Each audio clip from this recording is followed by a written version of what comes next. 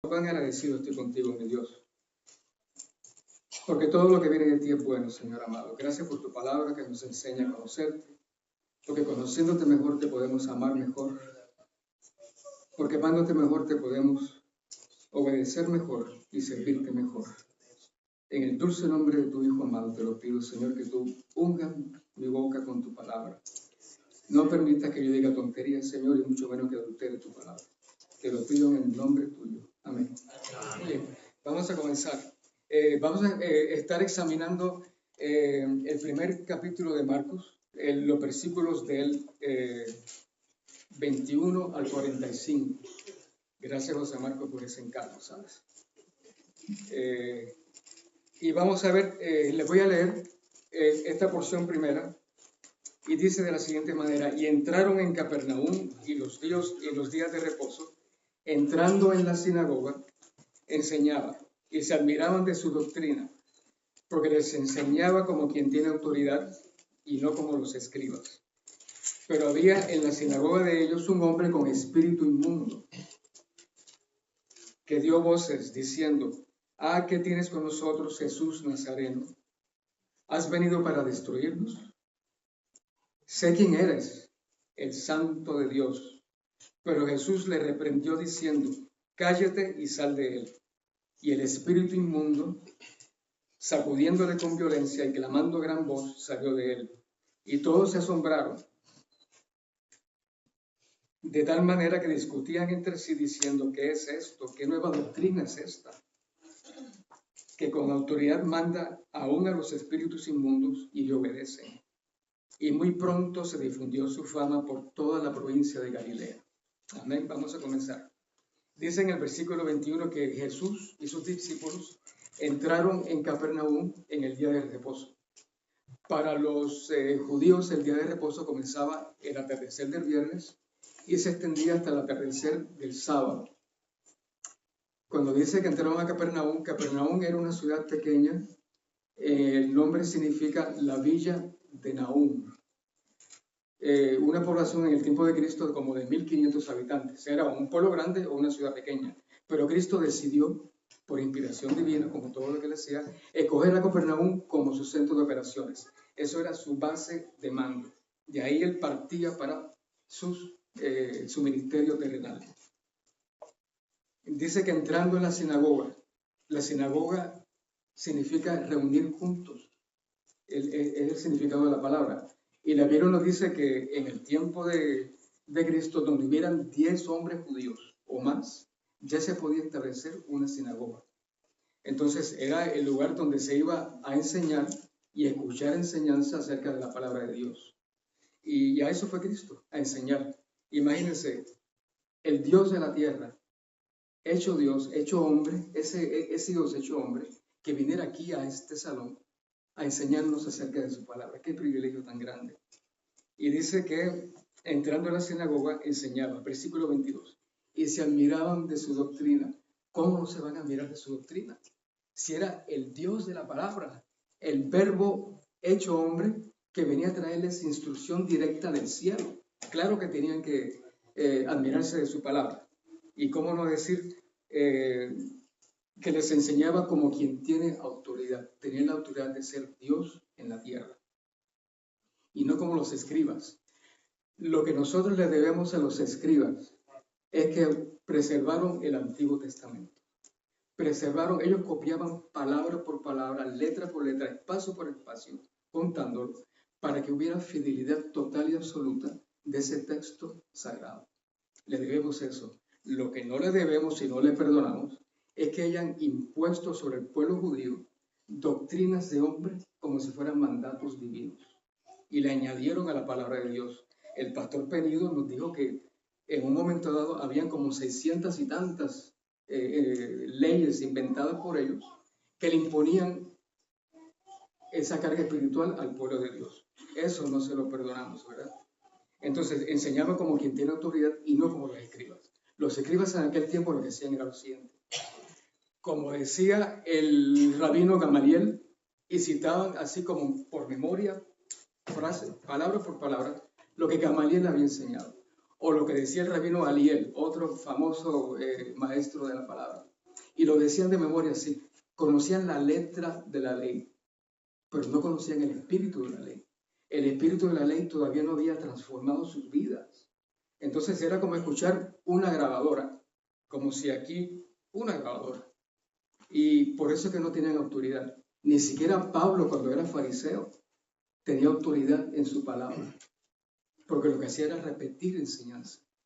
Cristo vino a traer esa doctrina basada en su sacrificio, y claro que era una doctrina nueva. Ellos nunca lo habían escuchado. Lo tenían en el Antiguo Testamento, pero nunca por la dureza de su corazón habían entendido que el Mesías había llegado ya, estaba entre ellos.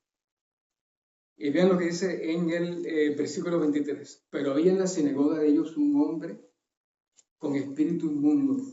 Señoras y señores, yo no sé ustedes, pero a mí esto me para los pelos de punta. ¿Cómo es posible que este hombre, si decimos que una sinagoga son 10 hombres judíos o más, era un grupo pequeño? Pone usted que hayan sido 50 hombres. Que entre ese grupo hubiera habido uno poseído por un demonio y que ellos no se hubieran dado cuenta, sino que se dieron cuenta hasta que Cristo entró por esa puerta y el espíritu inmundo brincó como un sapo cuando le echan agua caliente. ¿Cómo es posible? O sea, eso a mí me da a entender de que un espíritu maligno se puede colar en la iglesia y nosotros no tenemos el discernimiento espiritual para detectarlo. O sea, póngase a pensar. Y eso sucedió ese sábado, ese día de reposo en la sinagoga judía. Cuando entra Cristo, y ciertamente ustedes se acuerdan que esto es una lucha espiritual, querida iglesia. Esta lucha espiritual comenzó desde la caída del hombre en el Edén. Desde Génesis 3:15, ahí comenzó esta lucha espiritual. El enemigo de Dios, el diablo, oponiéndose a Cristo en cada momento. Ustedes se acuerdan cuando Herodes mandó matar a los niños. Eso es una lucha espiritual. La labor del diablo ha sido destruir la creación de Dios. Y comenzó con Adán y Eva, y de ahí se extendió a todo el universo. La labor de Cristo ha sido derrotar a Satanás. Y este espíritu inmundo reconoce que el que entró por ahí era el dueño del universo, el Dios de la creación. Y miren cómo le dice, gritando, dando voces. Dice, ¿a qué tienes con nosotros? El diablo, este demonio, este espíritu inmundo está hablando a nombre de todos los ángeles caídos de Satanás. Por eso que dice nosotros. No es necesariamente que hubiera más de un espíritu maligno invadiendo el cuerpo de este hombre, sino que él está hablando a nombre de todos los ángeles caídos. Y recuerden que los ángeles caídos ya, ellos saben perfectamente cuál va a ser su destino eterno. Ellos saben que su destino eterno es la destrucción eterna. Pero mientras tanto están aquí para hacer el daño mayor posible al pueblo de Dios. ¿Qué tiene con nosotros? Jesús Nazareno. Y esto es muy importante. Vean cómo el diablo, cómo este espíritu inmundo trata de denigrar en la mente de los judíos presentes la figura de Cristo. Lo llaman Nazareno. Vean por qué es importante esto. Porque de Nazaret, que es un pueblo chiquito, según la tradición y en la Biblia, nunca ha salido nada. No se conoce por nada Nazaret, más que ahí vivió Jesús cuando era niño. Y también en la Biblia nos dice que el Mesías viene de Belén, nacido en Belén. Así que ya al identificar Jesús Nazareno, está denigrando, está colocando en la mente de los que están presentes una duda acerca de quién es Jesús. ¿Se dan cuenta? El ataque de Satanás puede ser sutil, pero esto fue un ataque frontal y directo, provocando dudas en cuanto a la figura de Jesucristo en el medio de ellos. ¿Qué tiene con nosotros Jesús Nazareno? ¿Has venido para destruirnos? Claro que para eso vino Jesús, pero no lo va a hacer en ese momento. Ya el destino está marcado para los diablos. Y fíjense, esta es la gran miseria espiritual en la que se encuentran los ángeles caídos. Ellos saben que su destino eterno es la destrucción. Sin embargo, son incapaces, porque así ha sido determinado, de arrepentirse de su camino y recibir salvación que solamente viene de Cristo. Ellos no tienen esa capacidad, no tienen la capacidad de arrepentimiento. Por eso es que los ángeles, los que están con Dios, nos ven a nosotros y sienten asombro, un poco de envidia de la relación que nosotros tenemos con Dios. ¿Cómo es posible que Dios nos ame tanto, que haya venido su Hijo a morir por nosotros, por el perdón de nuestros pecados? Eso los ángeles no lo entienden, porque ellos no tienen libre albedrío. Lo tuvieron en el cielo cuando se rebelaron, pero ya no. Y este diablo, vean, está colocado en una situación imposible. Sabe que su destino eterno es la destrucción, pero sin embargo no puede abrazar a Cristo para evitar esa destrucción. Está en peor estado que nosotros. Aquí ha venido para destruirnos, y vean lo que dice, esta confesión es pura y divina, pero viniendo de un labio impuro. Sé quién eres, el Santo de Dios. Cristo no quiere que de parte de un espíritu inmundo venga esta confesión divina. Lo está reconociendo como quien es, el origen divino de Dios. Pero Cristo no necesita que un demonio haga esa confesión. Eso no tiene valor ante los oídos de Cristo. Por eso Jesús en el versículo 25 le reprende y le dice, cállate. Inmediatamente el espíritu inmundo dejó de hablar y sal de él. Este espíritu inmundo no quería salir del cuerpo de este judío. ¿Saben por qué? Porque mientras estuviera en el cuerpo de este judío, podía seguir causando daño dentro de esa congregación. Su impureza moral podía seguir contaminando a ese grupo de hombres. Podía seguirlos apartando de la verdad de Dios mientras estuviera dentro del cuerpo de este hombre. Por eso que él rehusaba salir. Pero ya que Cristo dio la orden, no le queda más remedio que obedecer. Y vean cómo sale. En el versículo 26, y el espíritu inmundo sacudiéndolo con violencia, el espíritu ya no podía matar a ese hombre, no lo podía destruir. Pero por la rebelión que tienen contra Dios, recuerden, hasta una mente carnal, la mentalidad carnal es enemistad con Dios. Que no se nos olvide eso. Y este espíritu inmundo, habiendo recibido la orden de Cristo de que saliera de ese cuerpo, tiene que obedecer porque ¿quién está ordenando? El Dios de la creación. El espíritu tiene que obedecer. Pero le quedó la última afrenta contra ese pobre hombre, que era sacudiéndolo con violencia y clamando, dando gritos desesperados, y salió de él. Y vean lo que dice el versículo 27. Y todos se asombraron, de tal manera que discutían entre sí diciendo, ¿qué es esto? ¿Qué nueva doctrina es esta? Que aún los espíritus inmundos, ¿dónde estoy? Le obedecen. Señoras y señores, cuando Cristo manda, ¿quién obedece? La creación obedece. ¿Se acuerdan cuando Él calmó la tormenta? ¿Por qué nosotros no vamos a obedecer? El espíritu inmundo tuvo que obedecer, no tenía más remedio. Salió de ese hombre. Ya no podía seguir causando confusión dentro de ese grupo de hijos de Israel. Y muy pronto se difundió su fama por toda la provincia alrededor de Galilea. Galilea en aquel tiempo era 1/3 de todo el territorio de Canaán. Era un lugar grande. Galilea era grande y ahí Cristo, del primer año de ministerio de Cristo se sabe poco, pero se sabe que tuvo lugar en Galilea. Y le recuerdo, Galilea era 1/3 del territorio de Canaán, de la tierra prometida, que para caminarlo costaba. Y muy pronto se difundió su fama. Cristo no quería fama. ¿A qué vino Cristo? A buscar y salvar lo que se había perdido. Esa es la declaratoria de la misión de Jesús. Vino a buscar y salvar lo que se había perdido. Si a usted le dicen que, no, pues cuando yo encontré a Cristo, no tan rápido, Cristo le encontró a usted. El que andaba perdido era usted. Y estoy seguro que ese episodio que tuvo lugar en la sinagoga tiene que haber causado un impacto enorme en lo que lo presenciaron. En el versículo 29, ahora viene otro episodio. Estos son, como dijo José Marco hace un tiempo, son viñetas, son escenas cortas que reflejan una verdad y que reflejan una interacción entre Cristo con nosotros.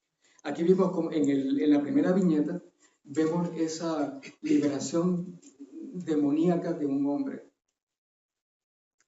Cristo lo hizo con su palabra. Ahora vamos a ver la liberación física de una mujer. En esta porción se llama Jesús sana a la suegra de Pedro. Al salir de la sinagoga vinieron en el versículo 29 hasta el 31 del primera de Marcos. Al salir de la sinagoga vinieron a casa de Simón y Andrés con Jacobo y Juan. Y la suegra de Simón estaba acostada con fiebre y enseguida le hablaron de ella.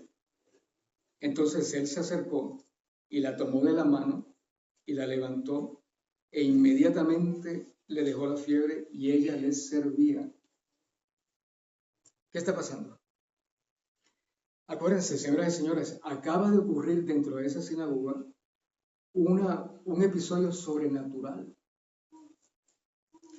Había un demonio en el medio de ellos y Cristo lo echó. Eso es algo sobrenatural. Y no solamente fueron por la acción de Cristo, sino por la palabra de Cristo. Aquí nos cuenta solamente este episodio, la expulsión del demonio, pero Cristo estaba enseñando en la sinagoga. El Dios del universo enseñando acerca de su palabra. Eso también es sobrenatural.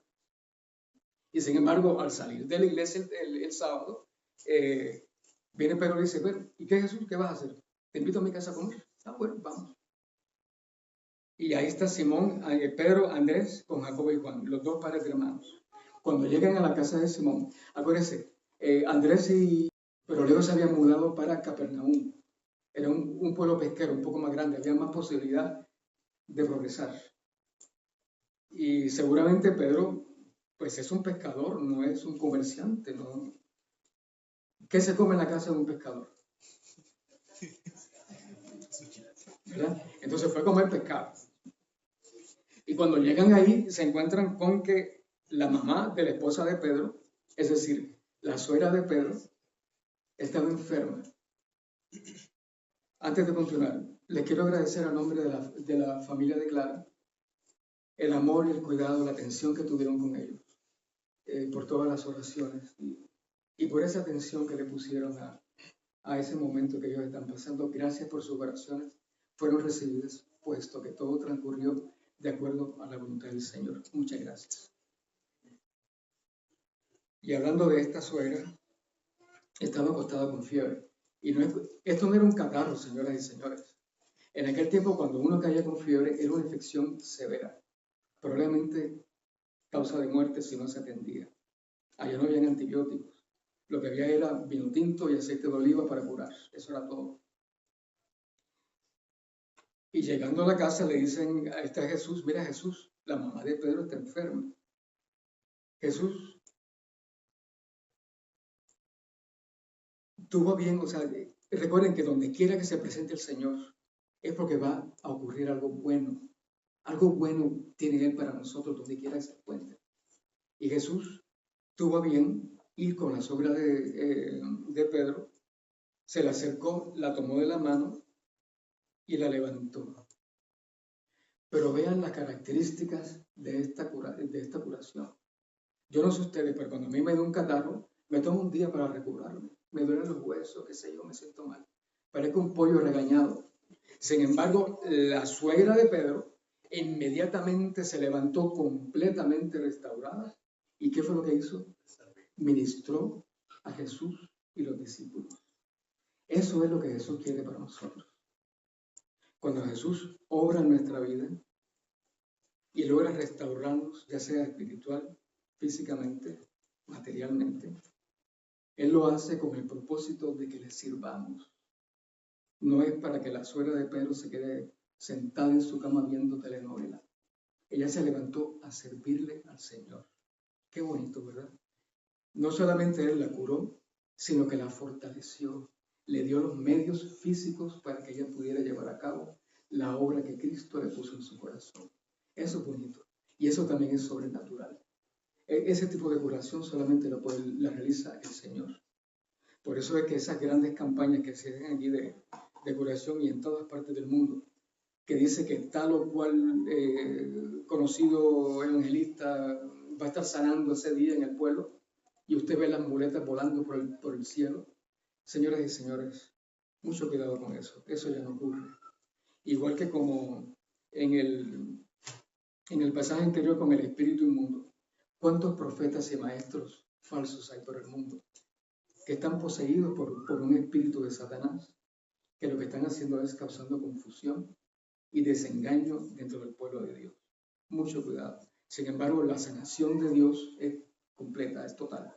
No solamente restaura del cuerpo, sino que da la fuerza, la fortaleza física para hacer el trabajo que Dios le encarga a uno. Y eso, bendito sea el Señor por eso. Luego dice en el versículo 32, cuando llegó la noche, luego que el sol se puso, le trajeron todos los que tenían enfermedades y a los endemoniados. Y toda la ciudad se agolpó a la puerta. Y sanó a muchos que estaban enfermos de diversas enfermedades, y echó fuera muchos demonios, y no dejaba hablar a los demonios porque le conocían. Yo no sé ustedes, pero a mí esto me impresiona sobremanera. ¿Cuántos demonios había dentro del pueblo de Israel? Parece que de los 300 millones que bajaron a la tierra, estaban concentrados en Israel. Qué cosa tan grande. Entonces también para eso vino Cristo a Israel, a romper el cerco demoníaco que tenía Satanás sobre el pueblo de Dios. Satanás sabía que dentro del pueblo de Dios iban a ser el Mesías. Así que hizo todo lo que pudo para impedir esa situación. Y dentro de las cosas que hizo fue atacar espiritualmente, ocupar cuerpos y llevar a cabo la obra de Satanás a través de esos cuerpos. Cuando llegó la noche, ¿por qué es importante esto? Porque ya esto era el sábado después de las 6 de la tarde, cuando había terminado el sabbat, el día de reposo judío. Es decir, aquí ya podía la gente salir de sus casas y caminar. A mí también lo que me llama la atención es por qué esos enfermos no fueron a la sinagoga a buscar sanación, porque eran rechazados por ese sistema falso religioso que decía que si tú estás enfermo, algún pecado tienes escondido. Y esa cabeza tuya, sabrá Dios lo que tienes tú ahí. Eran rechazados por los líderes espirituales de su tiempo. Por eso era que no iban a la nación. Sin embargo, cuando Cristo está utilizando una casa privada, una casa particular, y la convierte en un hospital espiritual y físico para ese pueblo. Hablamos que había en aquel tiempo como 1.500 habitantes. Eso es un montón de enfermos, un montón de demonios también. Y yo me imagino esta escena. De este lado se me paran los paralíticos, de este lado los sordomudos, acá van los ciegos, y de este lado bien lejos los endemoniados. Y a la cuenta de 3, todo el mundo está sanado. Negativo. Así no es como esa no es la forma de sanar de Jesús. Jesús lo hace en forma personal, uno por uno. ¿Usted cómo fue salvo? En la intimidad con Dios. La fe es por el oír y el oír por la palabra de Dios. Y eso es usted con el Señor. No es en grupo y todos de cantazo. Entonces, cuando le llegó la noche, luego que el sol se puso, le trajeron todos los que tenían enfermedades y a los endemoniados. Y toda la ciudad se agolpó a la puerta. ¿Cuánta necesidad había en Israel en aquel tiempo? ¿Cuánta necesidad hay en Tampa en este momento? Y sonó a muchos que estaban enfermos de diversas enfermedades. La palabra de Dios cura todo. A usted le cura hasta su camino para la eternidad. Hasta eso se lo cura la palabra de Dios. El destino suyo eterno se lo puede sanar la palabra de Dios. Es lo único que lo hace. No hay ninguna iglesia, no hay ninguna... a mí me da dolor en el alma ver cómo estos miembros de religiones falsas en el mundo están siendo conducidas ciegamente hacia la destrucción de sus almas. A mí que eso me causa dolor. ¿Cuánto engaño? ¿Cuánta consecuencia eterna tiene ese engaño? El que usted le roben $5, lo que fuera de su bolsillo, ¿qué importa? Pero que le roben la posibilidad de ir al cielo, eso sí importa. Y sanó a muchos, y echó fuera muchos demonios, y no dejaba hablar a los demonios porque le conocían. Nuevamente, aquí la orden de Jesús sobre los demonios es: cállate y sal. ¿Por qué Jesús no quería que los demonios hablaran? ¿Ustedes se acuerdan el pecado que no tiene perdón de Dios? ¿Cuál es? La blasfemia contra el Espíritu Santo. Cuando aquellos fariseos le dijeron: por Belzebú que tú sacas demonios. Jesús no quería que desde este momento que Él está comenzando su ministerio terrenal, lo fueran a atar en la mente de los fariseos, atacándolo de que su poder espiritual venía del diablo y no del Dios eterno. Entonces, por eso, entre otras razones, era que Él mandaba callar a los demonios cuando salían de esos cuerpos. Ahora vamos a... ¿Les gusta esto? Esto está súper interesante. Esto está muy bueno. Ahora viene, versículo 35 al 39. Jesús recorre Galilea predicando. Ya hemos dicho que Galilea era una porción muy grande del territorio de la tierra prometida. Un tercio de todo aquello es importante. Sobre todo cuando sus medios de locomoción son sus 2 pies. Cristo tuvo la oportunidad de recorrer toda esa zona y lo hizo a pie, lentamente y con mucho cuidado. Levantándose muy de mañana, siendo aún muy oscuro, salió y se fue a un lugar desierto y allí oraba. Y le buscó Simón, es decir, Pedro, y los que con él estaban. Y hallándole le dijeron: todos te buscan. Él les dijo: vamos a los lugares vecinos para que predique también allí, porque para esto he venido. Y predicaba en las sinagogas de ellos en toda Galilea, y nuevamente echaba fuera los demonios. La misión de Cristo también fue destruir al diablo. ¿Ustedes se acuerdan cuando Cristo fue tentado en el desierto, 40 días? ¿Con qué dominó, con qué se impuso Cristo sobre el diablo? Por medio de la palabra que ya estaba escrita. Cristo vino a derrotar al diablo. Recuerden que cuando el pecado entró al mundo, toda la creación de Dios fue contaminada por la presencia del pecado. Es decir, que ya lo que Dios había diseñado para nosotros está contaminado por la presencia del pecado. Y a eso vino Cristo, a romper el poderío que tiene Satanás sobre este mundo. Recuerden que Él es el príncipe de este mundo.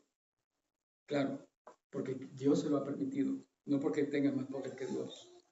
Dice, levantándose muy de mañana. ¿Cuándo es esta mañana?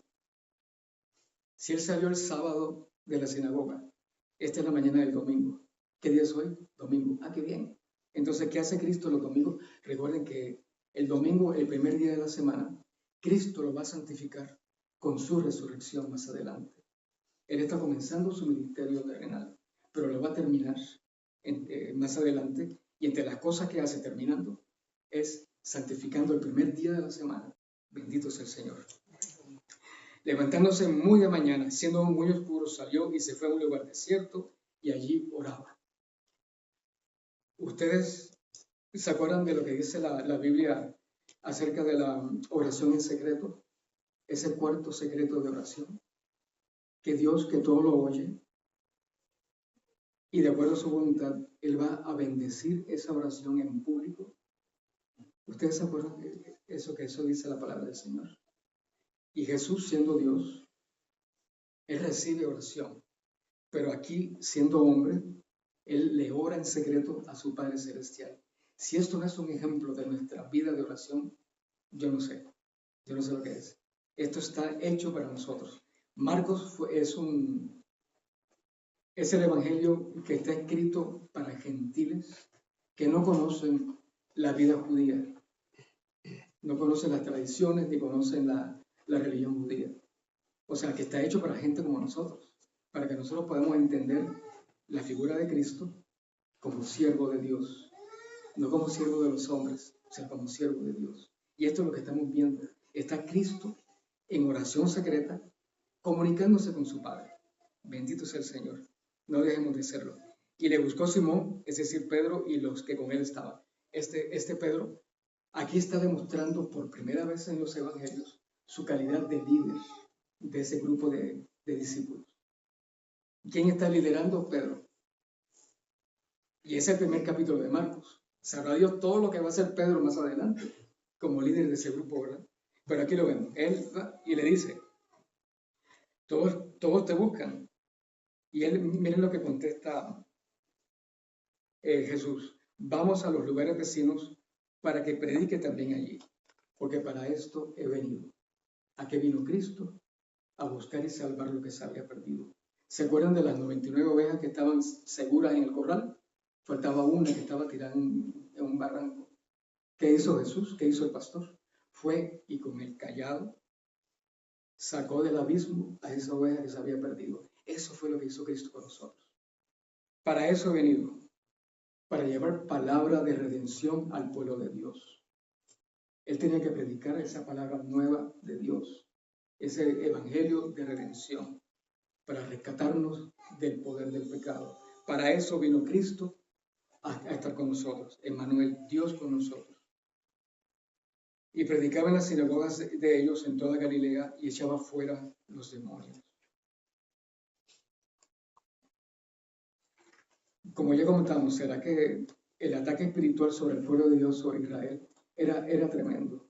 Yo me imagino que caminando por la calle uno podía encontrar evidencia física de ese ataque espiritual en los hijos de Israel. Ver gente actuando como endemoniados. Sí. Eso es causa de mucha confusión entre gente normal como nosotros. O sea, ver un endemoniado, eso causa mucha confusión, nos causa temor. No sabemos qué alcance pueda tener eso, qué efecto pueda tener sobre nuestras vidas y sobre todo no sabemos cómo defendernos de eso. Sin embargo, Cristo estaba ahí para defendernos de eso. En ya la última viñeta, el último episodio de esta porción de la lectura, está Cristo sanando a un leproso. Y miren qué bonito. Versículo 40 al 45. Vino él, un leproso, rogándole, e hincada la rodilla le dijo, si quieres, puedes limpiarme.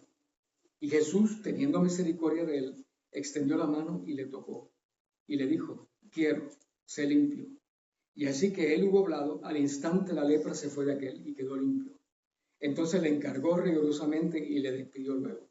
Y le dijo, mira, no digas a nadie nada, sino ve, muéstrate al sacerdote y ofrece por tu purificación lo que Moisés mandó, para testimonio a ellos. Pero oído él, comenzó a publicarlo mucho y a divulgar el hecho, de manera que ya Jesús no podía entrar abiertamente en la ciudad, sino que se quedaba fuera en los lugares desiertos, y venían a él de todas partes. ¿Se acuerdan del sermón del monte? ¿Cuántos habían? 5,000 hombres en un monte. Así que vamos a ver. 40. Vino él, un leproso. Póngale a eso lo que ustedes quieran. Vino él, un pecador. Vino él, un perdido. Vino él, una persona como usted y como yo, antes de que Cristo nos rescatara. Vino él, un leproso, rogándole e hincada la rodilla. Señoras y señores, esto es un ejemplo claro de cómo tenemos que acudir al Señor en súplica, humildemente, pidiéndole sanación, pidiéndole salvación, pidiéndole perdón para nuestros pecados. Cristo responde a la miseria espiritual que nosotros tenemos. Cristo responde a esa bancarrota moral en la que nos encontrábamos. Pero tuvimos que pedirle con humildad. Hincada la rodilla. Y Cristo responde a ese llamado. Si usted se acerca a Cristo desde su miseria espiritual, reconociendo y dándole gloria y honor a Cristo como quien es, el único que puede salvarlo, Cristo va a responder a eso. Y ese tiene que ser nuestro mensaje evangelístico. ¿Usted quiere salvación? Tiene que reconocer que está en bancarrota moral, que de parte suya no hay nada que merezca salvación. Que esa misericordia que tiene Cristo con nosotros es porque eso es lo que Él es un atributo de Él, es porque Él decidió extendérsela a usted, no porque usted se lo mereciera. Eso se llama gracia, no recibir lo que nos merecemos. Y eso fue lo que recibió este leproso. Y vean su petición. Si quieres, le puso un condicional. Si quieres, puedes limpiarme. Este leproso ya había escuchado de todo lo que Cristo había hecho el día anterior, empezando en la sinagoga y terminando en casa de Pedro. Él sabía el poder que tiene Jesús. Ya lo había escuchado por referencia. Y este condicional, si quieres, no es que el leproso esté poniendo en duda el poder de Jesús, sino que él está todavía siendo más humilde delante del Señor. Él no está dando por sentado que porque yo estoy aquí al frente de ti, tú me vas a tener que curar. No. Eso es lo que significa ese condicional. Él no está poniendo en duda ni la capacidad, ni el poder, ni el deseo de Jesús. Él se está todavía humillando más. Y ven cómo dice, puedes limpiarme. Dios Todopoderoso, Jesús, Dios encarnado, es capaz de todo, es todopoderoso. Él puede hacer lo que Él quiera, pero el leproso lo está trayendo, lo trajo hacia su situación personal. Límpiame, te necesito, Jesús. Cúrame, sálvame, perdona mi pecado. Lo que ustedes quieran, póngale cuál necesidad, pero tiene que ser particular, personal. Y Jesús responde a eso. Y el leproso se lo pidió con fe. Jesús responde con todo su poder a esa petición con fe que le está haciendo el leproso. Y así es como el Señor opera. Él responde a nuestra fe. Por eso era que, ¿ustedes se acuerdan cuando Jesús estuvo en Nazaret? Y ahí él leyó la porción de Isaías 61 y terminó diciéndolo. En este momento esa profecía se está cumpliendo. Y eso fue en Nazaret, el pueblo de Jesús. Y de ahí se les ha dicho, nadie es profeta en su tierra. Porque lo conocían como el hijo de José. No podían saltar ese paso de fe para decir, espérame, este no es el hijo de José. Este es el Dios encarnado delante de nosotros. Este es el Mesías. No pudieron dar ese paso. ¿Cómo reaccionaron? Lo quisieron matar. Lo llevaron a la punta del cerro para tirarlo. Y Cristo, en forma sobrenatural, se escapa entre ellos, se escabulle y no lo ven. Eso sucedió momentos antes de que Cristo llegara en el versículo 21 a Capernaum. Lo que estoy leyéndole y compartiendo con ustedes en este momento fue acto seguido a lo que había sucedido en Nazaret, cuando Cristo fue rechazado en su propio pueblo. Vino a Capernaum y miren lo que ha sucedido. Allá no consiguió una respuesta de fe. Aquí en Capernaum sí la está consiguiendo. Esto no quiere decir que Dios, como todopoderoso, si Él quiere, hubiera sanado a todo el pueblo de Nazaret. Pero Cristo espera nuestra respuesta de fe. Esa es la diferencia. Y Jesús, y vean qué momento tan tierno en la vida del Señor. Jesús, Dios todopoderoso, Dios encarnado en la tierra, que tuvo misericordia. Le tuvo misericordia. Tuvo dolor, sintió dolor en su corazón por este hombre. Cristo está demostrando que es 100% humano. Teniendo misericordia, extendió su mano y le tocó y le dijo, quiero, sé limpio. Ese es el poderío, el poder eterno, divino que tiene Dios, que tiene Jesús. Quiero, sé limpio.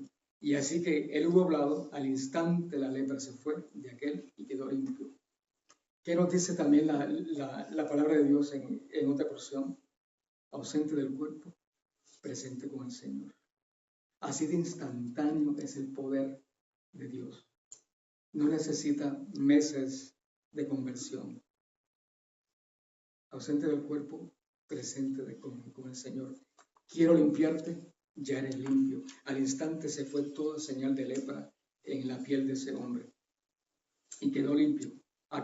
Ahora viene algo bien interesante. Le dice el versículo 43. Entonces le encargó rigurosamente.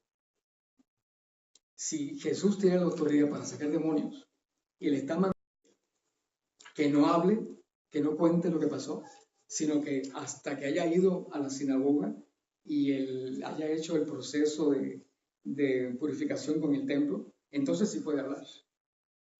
Es una orden que le está dando Jesús.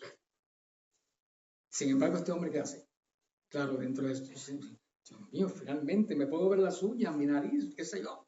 Estaba todo deforme por la lepra, estaba loco de contento, agradecido con el Señor, salió brincando en una pata por ahí y diciendo todo lo que había hecho Jesús. Pero vean, le encargó rigurosamente.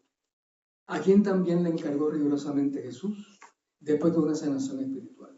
¿Se acuerdan de la mujer adúltera? ¿Qué le dijo a la mujer adúltera? Ve y no peques más. Seguramente aquí no lo dice, pero si ese es el modus operandi de Jesús, también se lo dijo al leproso. No solamente le dijo, no se lo cuentes a nadie hasta que vayas al templo, sino que dijo, ve y no peques más. No es que este hombre fuera un santo que no pecó más, sino que ve y no practiques el pecado como hábito de vida. Versículo 44. Y le dijo, mira, no digas a nadie nada, sino ve, muéstrate al sacerdote y ofrece por tu purificación lo que Moisés mandó. Esto fue lo que Moisés mandó. Si ustedes van para Levítico 14, no lo hagan ahora. Levítico es un libro muy, muy complicado, porque no hay punto de referencia entre lo que me está diciendo y lo que es la vida moderna. Pero vean lo que dice en el versículo, en el capítulo 14 de Levítico. Esto es lo que pide para la sanación de un leproso. Que se consiga 2 pajaritos, aparte cedro y una atadura roja, que degüelle a uno de los 2 pajaritos, que con la sangre que se recoja, rocíe al pajarito vivo y también rocíe al leproso que ha sido sanado. 7 veces. 7 veces que moje el pajarito vivo, que le moje el piquito, las patas, qué sé yo, y que luego 7 veces rocíe al leproso sanado. Que entonces luego vaya al campo y el pajarito vivo lo libere, simbolizando la liberación de la enfermedad. Eso fue lo que Cristo, o sea, eso era lo que se acostumbraba en aquel tiempo, y eso fue lo que Cristo le pidió, que hiciera eso con el sacerdote. ¿Por qué? Porque entonces Cristo estaba obligando, por decirlo así, a que la religión oficial de Israel reconociera que él había hecho un milagro. ¿Y quién es el que hace milagro? Dios. Luego entonces, Cristo es Dios, Cristo es el Mesías. Eso era lo que Cristo le pidió a este hombre que hiciera, obligando a la religión oficial judaica a reconocerlo a él como el Mesías a través de esta curación. Y estoy seguro que Cristo le pidió a muchos. ¿Se acuerdan de los 10 leprosos? ¿Cuántos regresó? 1. Y estoy seguro que ese 1 también le dijo, vete al templo y muéstrate para que sea para testimonio a ellos. Eso es lo que quiere decir, para testimonio a ellos. Pero oído él, comenzó a publicarlo mucho y a divulgar el hecho. De manera que ya Jesús, se me secó la garganta. Ya Jesús no podía entrar abiertamente en la ciudad, sino que se quedaba fuera en los lugares desiertos. Y venían a él de todas partes. Señoras y señores, la consecuencia práctica de que Jesús quería que no lo dijera era para que no ocurriera este desorden que se armó. Si era un pueblo de 1500 habitantes, era un pueblo pequeño, las calles estrechas. ¿Qué calles? Y los callejones. ¿Se imaginan de todo el entorno? Gracias, Alberto. Muchas gracias. Ahora entiendo por qué a ti te da un ataque de tos, ¿sabes? Gracias.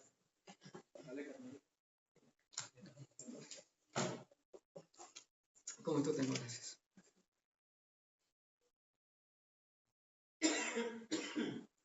El leproso comenzó, sí, ya, se me fue un momento la onda, ya la vi. No son callejones, no son calles, no son avenidas, son callejones. ¿Se imaginan el desorden, el caos en esa ciudad cuando desciendan de repente? ¿Se acuerdan de los 5.000 en el monte en el segundo monte? Por 4 que son los acompañantes, 20.000 personas en un pueblo pequeño, un desorden. Cristo no quería ni causar alboroto, ni que las autoridades civiles se vieran alteradas por su presencia en el pueblo. Cristo fue muy respetuoso. Él no vino a causar caos, en otras palabras. Él vino a buscar y salvar lo que se había perdido. Entonces, por eso fue que le pidió que no lo hiciera. Sin embargo, el hombre lo hizo. Le desobedeció a Jesús. ¿Quién de ustedes se atreve a desobedecer a Jesús? ¿Verdad que no? Sin embargo, usted me lo hizo. Jesús le envió otra vez de vuelta a la lepra. No. Jesús tuvo misericordia de él.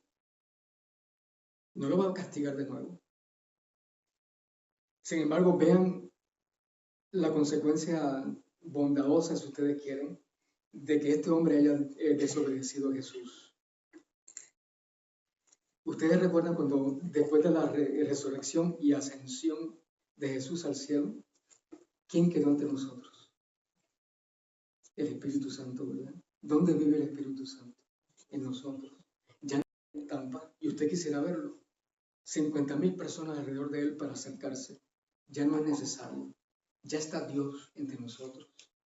Entonces, la consecuencia bondadosa de todo esto es eso, que más adelante, al final del ministerio de Cristo, Él sube al cielo y nos deja a nosotros la presencia del Espíritu Santo. Bendito sea el Señor. Y eso es lo que tengo que decirle, Padre amado. Gracias te doy, Señor, por tu palabra, por el Espíritu Santo tuyo, Señor, que vive en nosotros, que nos ayuda a ser cada día más como tú, Señor.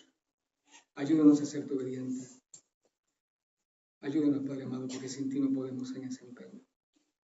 Te lo pido en el nombre de aquel que murió en la cruz por nosotros.